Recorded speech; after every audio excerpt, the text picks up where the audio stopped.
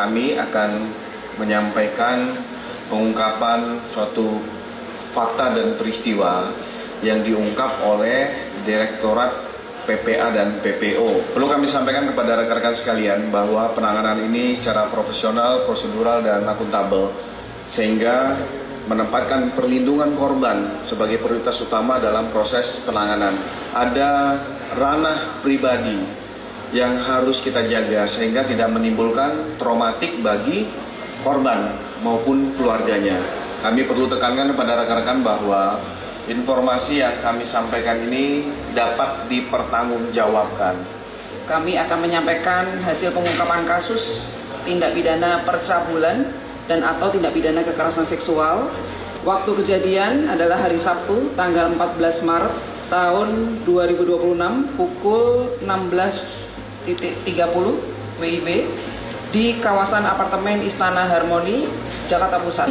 Korban yang kami tangani atas nama inisial SKD, seorang perempuan berusia 20 tahun, domisilinya di wilayah Jawa Tengah.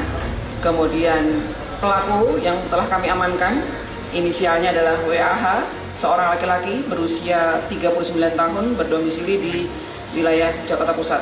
Bermula ketika korban menggunakan jasa transportasi online, kemudian ketika sedang berada di tengah perjalanan, korban diajak berbicara, kemudian melihat gelagat yang tidak pada umumnya, karena di situ ada kalimat-kalimat yang menyatakan bahwa si driver ini mengajak berkencan, kemudian dia melakukan upaya perbuatan cabul dengan cara memegang dan meremas paha korban. Tiba-tiba dia dibelokkan ke satu area yang di luar dari lokasi yang semestinya. Korban berupaya melakukan perekaman terhadap setiap peristiwa, dan di situ ada timbul kepanikan driver sehingga dia mencoba merebut dan melakukan upaya-upaya kekerasan dengan cara menindih, kemudian sempat mencekik korban dan juga melakukan upaya seolah-olah dia akan menembak si korban ya, dengan menggunakan tangan. Kemudian ada upaya perlawanan dari korban hingga keluar dari mobil. Kemudian dia mencoba melaporkan di pengaduan online dari platform tersebut.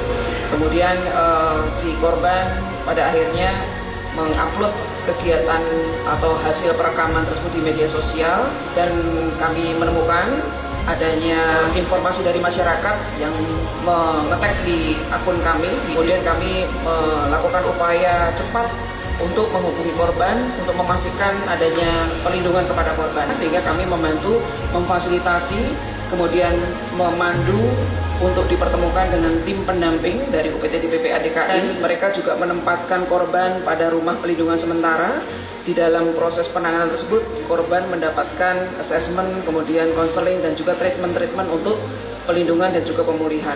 Barang bukti yang kami dapatkan di sana, kita temukan ada alat komunikasi, kemudian ada satu unit mobil warna silver, yang mana ketika kami lakukan pemeriksaan dan penggeledahan ditemukan bahwa ada beberapa sarana alat yang digunakan untuk menggunakan narkoba, surat kendaraan dari mobil tersebut, kemudian juga ada kunci kita amankan, kemudian plat nomornya kita temukan juga ada 2 buah obat kuat, kemudian ada 3 buah alat kontrasepsi, kemudian ada alat-alat tadi sabu, ada plastik 32 buah bekas paket sabu, kemudian 1 set pakaian korban yang digunakan pada saat kejadian, dan juga 1 pakaian yang digunakan oleh terduga pelaku ini. Kemudian pasal yang disangkakan adalah pasal 414 ayat 1 huruf B Undang-Undang Nomor 1 Tahun 2023 tentang Kitab Undang-Undang Hukum Pidana, bahwa setiap orang yang melakukan perbuatan cabul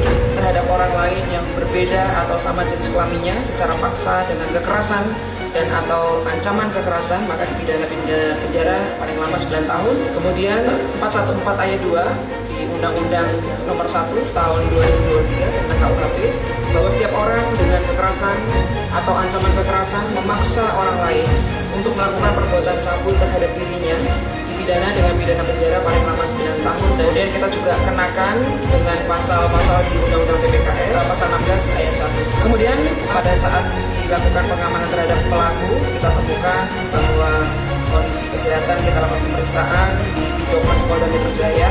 Dengan hasil pemeriksaan tersangka positif menggunakan narkoba jenis sabu.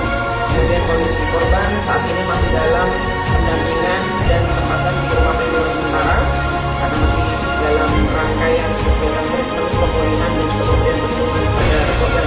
Dan Polda Metro Jaya juga sudah bekerjasama dengan beberapa platform untuk memberikan edukasi kepada para pengemudi bagaimana cara mereka melakukan profesinya sehingga tidak menimbulkan kecemasan atau rasa tidak aman daripada penumpang.